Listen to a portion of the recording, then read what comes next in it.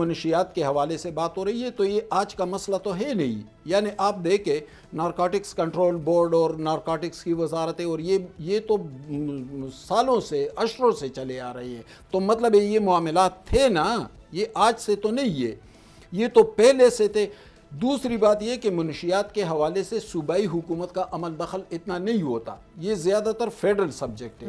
اس کے لیے فیڈرل میں وزارت بھی ہوتی ہے, ادارے بھی فیڈرل. لیکن فیڈرل صرف خالی الزامات لگا رہی ہے, الزامات لگا رہی ہے. دیکھیں ایک اور بات, سہیل افریدی کے حوالے سے جو بات ہو رہی ہے تو سہیل افریدی کی وہاں پر ذاتی زمین کوئی نہیں ہے. یعنی جو میں وہاں کے معاملات کو جانتا ہوں بہت حد تک, ذاتی زمین ان کی کوئی نہیں ہے.